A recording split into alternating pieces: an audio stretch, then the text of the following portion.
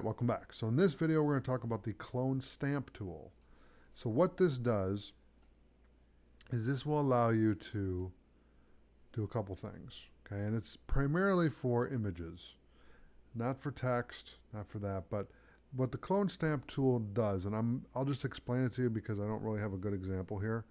What it does is if you had a pattern, let's say you had a pattern on this background, okay, and I just have a plain background, so it's hard to really do it, but you can do a couple things. You can duplicate the current preset.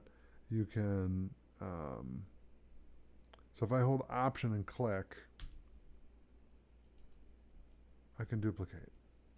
Okay, now it doesn't work because I don't have something that I want to copy, and basically what the clone stamp tool does is think of it like a stamp, right?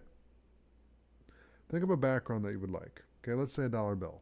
Okay, you have a background of a dollar bill and you want to clone that and put it in a different spot on your envelope, let's say. Okay, and let's say that this is the dollar right here. So I grab the clone stamp tool, I hold Option and click, and then I bring it down here and click, and now cool has been transferred down to here. Okay, now it doesn't work because I don't have that pattern, but if I go here,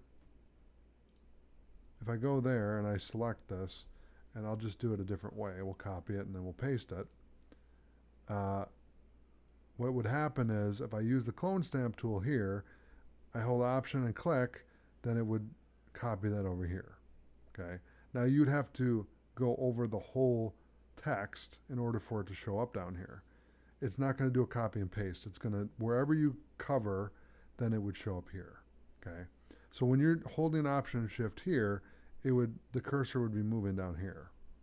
Okay? So that's how you copy it. Now again, that's not a very good example because I don't have a live example for you, but I'm explaining how the tool works. All right, so I'm going to save this. Thank you so much for watching, and I'll see you in the next video.